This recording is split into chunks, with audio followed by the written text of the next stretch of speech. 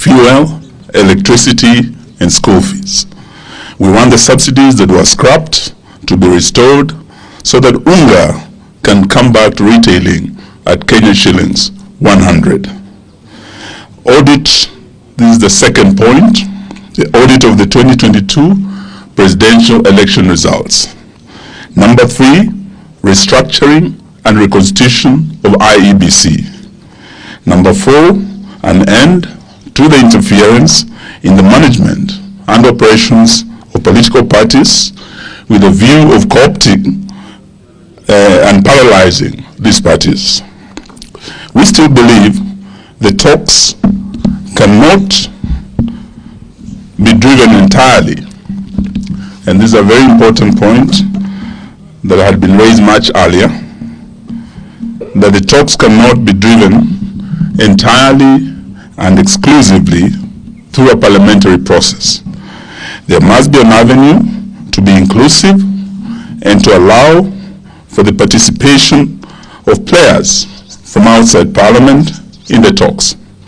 Such a structure, in our view, will create an avenue for the inclusion of other outstanding constitutional issues to be canvassed in the talks. We have instructed our delegates to raise this. We wish to make it absolutely clear that we are not interested in power sharing with Kenya Kwanza, or what the so-called nusu mkate. In fact, our position remains that Kenya Kwanza is an illegitimate regime that is in power through a civilian coup. We have instructed our team to make this very clear. We are not interested in any deals other than open talks on issues we have made public. We have also instructed our delegates to make it clear that we cannot want these talks to go for longer than 30 days from the date of commencement.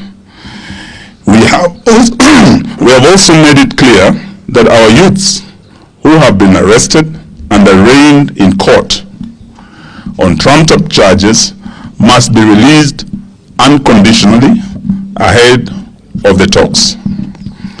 During the protest this last Tuesday, a number of hired thugs were unleashed on Nairobians by Gachagua and Moses Kuria to rain terror on people and destroy property, which was then blamed on Azimio youths.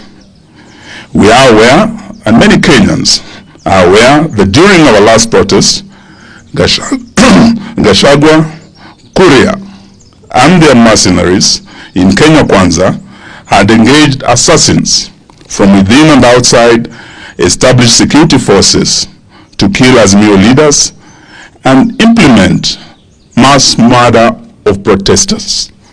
We knew their plans and changed tact. When people with the history of mass murder and execution of witnesses tell you they are going to kill you, you believe them or die.